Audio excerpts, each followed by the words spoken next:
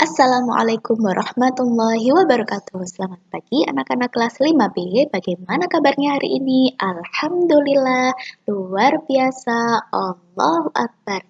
Yes, semoga kita semua dalam keadaan sehat dan tetap semangat ya.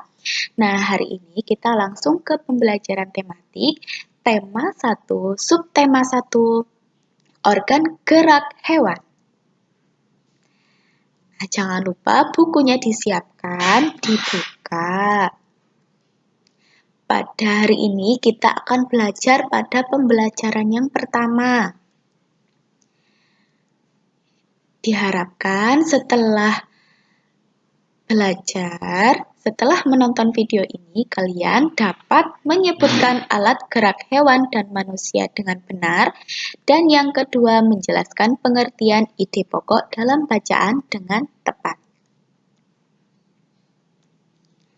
Nah, sekarang coba perhatikan gambar berikut ini. Ini adalah gambar apa ya? Ya, ini adalah gambar kelinci. Kelincinya sedang apa itu? Kelincinya sedang melompat. Kenapa dia melompat? Ya, dia melompat karena ingin berpindah tempat, ya kan? Berpindah dari tempat yang awal ke tempat tujuannya. Nah, kelinci yang melompat ini dia juga mengalami perpindahan tempat. Perpindahan tempat inilah yang disebut dengan bergerak. Nah, bergerak itu juga salah satu ciri makhluk hidup. Nah, siapa di sini yang masih ingat ciri-ciri dari makhluk hidup? Ayo, apa saja ya? Nah, pengertian bergerak di sini adalah berpindah tempat atau perubahan posisi sebagian atau seluruh bagian dari tubuh. Hanya seperti gambar berikut ini, dia awalnya ada di sebelah sini, kemudian dia berpindah. Dia berjalan berpindah tempat dari kanan ke kiri, itu juga disebut dengan bergerak. Nah, pada saat kita bergerak ini menggunakan apa ya? Kalau kita sebagai manusia bergerak menggunakan kaki kita bergerak, tangan kita yang bergerak. Nah, kaki dan tangan kita itu disebut dengan organ gerak. Nah, organ gerak kan tidak hanya satu. Tidak hanya kaki saja, tidak hanya tangan saja, tapi lebih dari satu. Karena lebih dari satu, dia tersusun dalam sistem gerak namanya. Nah, jadi kita bergerak menggunakan organ gerak. Nah, organ gerak ini tersusun dalam sistem gerak. Nah, sekarang manusia dan hewan itu mempunyai kesamaan. Apa kesamaan dari manusia dan hewan? Ada yang tahu? Ya, kesamaannya itu terdapat pada alat geraknya. Alat geraknya sama. Nah, alat gerak pada manusia dan hewan dibedakan menjadi dua. Yang pertama ada alat gerak aktif dan yang kedua alat gerak pasif. Kita ke pasif dahulu. Contoh alat gerak pasif yaitu tulang. Kenapa tulang itu disebut dengan alat gerak pasif? Karena tulang tidak bisa bergerak sendiri. Jika tulang sendirian, kita hanya punya tulang saja, tidak bisa kita bergerak. Nah, terus bagaimana kita bisa bergerak? Kita punya tulang, tapi bagaimana kita bisa bergerak ya? Nah, kita bisa bergerak karena ada alat gerak aktif ini. Apa ya alat gerak aktif?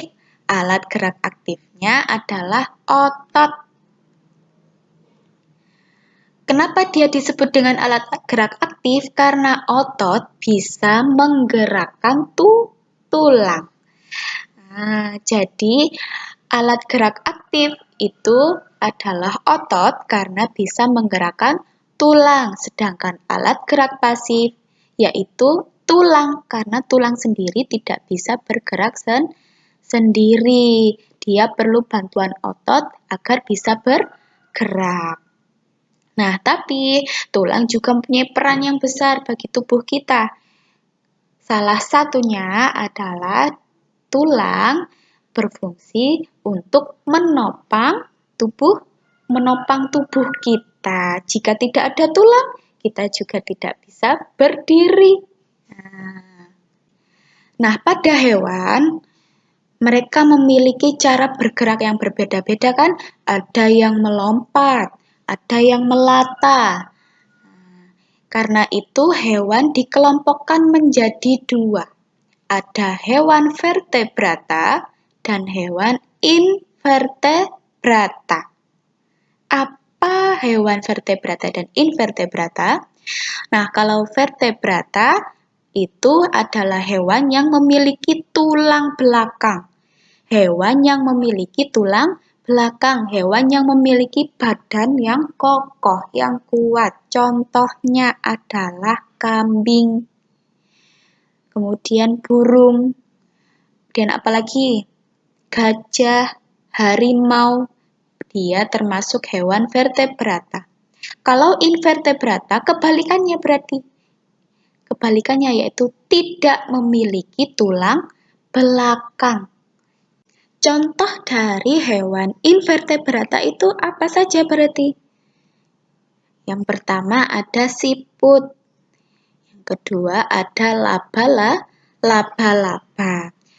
Hewan serangga, macam-macam serangga, termasuk laba-laba ini, dia termasuk ke dalam invertebrata.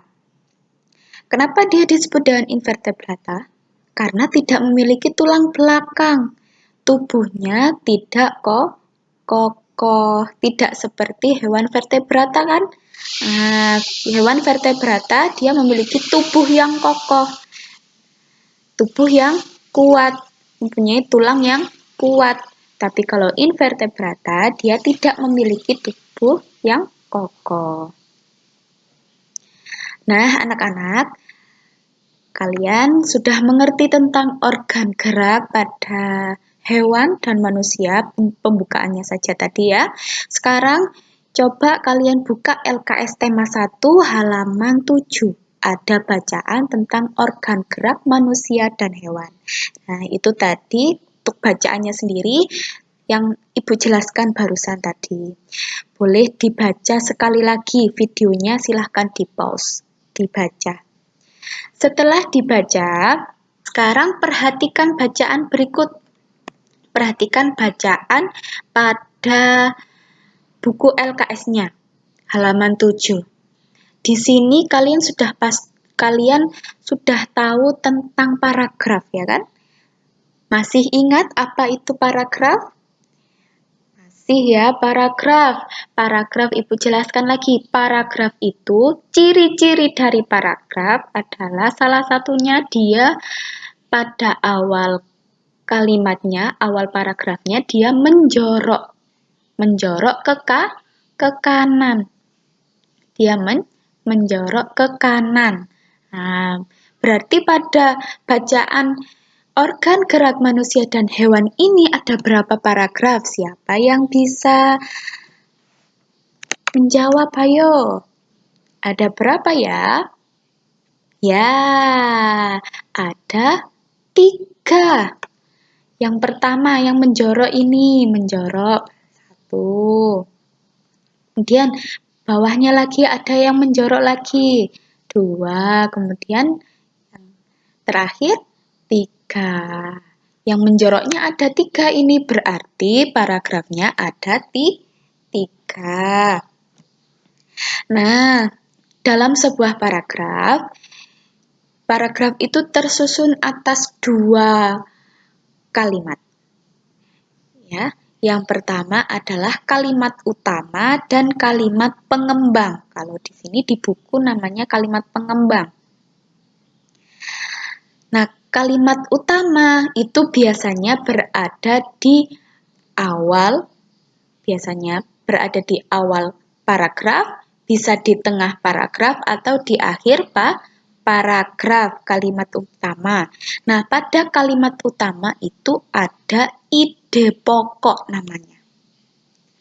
Ide pokok itu apa? Ide pokok adalah inti dari sebuah paragraf. Inti dari sebuah paragraf. Nah, ide pokok tadi sudah saya jelaskan.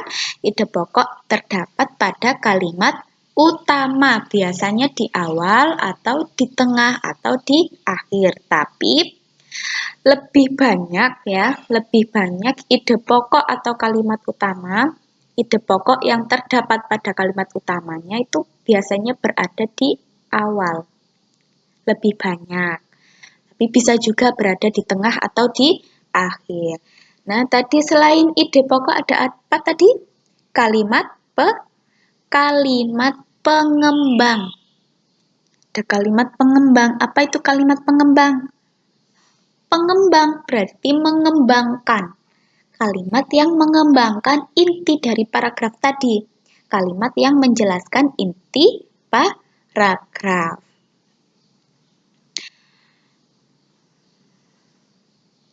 Sekarang contohnya kita lihat pada paragraf yang pertama. Sudah dibaca? Nah, sudah dibaca, kita cari ide pokok dan kalimat pengembangnya. Pada paragraf yang pertama, ide pokoknya ada di kalimat yang kedua, bukan yang pertama. Yang kedua berarti dia berada di tengah-tengah, bukan di awal, tapi di tengah. Paragraf yang pertama punya ide pokok yaitu manusia dan hewan adalah makhluk hidup. Kenapa loh Bu? Kenapa kok di tengah? Kenapa kok bukan yang ini? Kenapa bukan yang setiap hari kita pasti bergerak, baik itu berjalan? Karena inti dari paragraf yang pertama adalah tentang manusia dan hewan adalah makhluk hidup. Karena dia makhluk hidup, dia bisa berjalan, melakukan aktivitas. Nah, berarti yang pertama ini kalimat penjelasnya, dijelaskan. Jadi paragraf yang pertama, ide pokoknya ada di tengah. Apa? Manusia dan hewan adalah makhluk hidup. Terus untuk kalimat pengembangnya apa, Bu? Kalimat pengembangnya berarti selain ide pokoknya tadi. Nah, ide pokoknya kan ini, manusia dan hewan adalah makhluk hidup.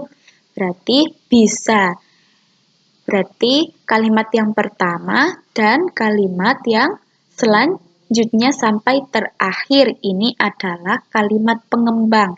Di sini Ibu menuliskan satu kalimat saja. Yaitu Ibu menulis kalimat yang selanjutnya. Jadi kalimat pengembang, salah satu kalimat pengembang. Paragraf 1 adalah makhluk hidup punya ciri selalu bergerak. Bagaimana? Paham tentang ide pokok dan kalimat pengembang? Insya Allah paham ya. Nah, untuk melatih pemahaman kalian, pada pembelajaran hari pertama ini, Ibu minta yang pertama kalian sebutkan, ditulis ya, sebutkan masing-masing 5 saja contoh hewan vertebrata dan invertebrata. Tulis di buku tulis untuk contoh hewannya. Kemudian kerjakan LKS tema 1 halaman 8 dan 9. Ayo menguji pengetahuan. Di situ pada halaman 8 ada bacaan burung terbang dengan sayap. Ya, itu dibaca, kemudian dicari ide pokoknya di mana, kalimat pengembangnya mana, ditulis langsung dikerjakan di LKS yang ada di halaman 9 di tabel. Oke? Siap? Siap? Oke. Nah, alhamdulillahirrabbilalamin, pembelajaran pada hari ini telah selesai. Semoga ilmu kita yang kita dapatkan hari ini dapat bermanfaat. Amin, amin ya rabbal alamin. Semoga anak-anakku tetap semangat ya, tetap jaga kesehatan. Semoga kita segera dapat bertatap muka. Amin. Saya akhiri. Wassalamualaikum warahmatullahi wabarakatuh.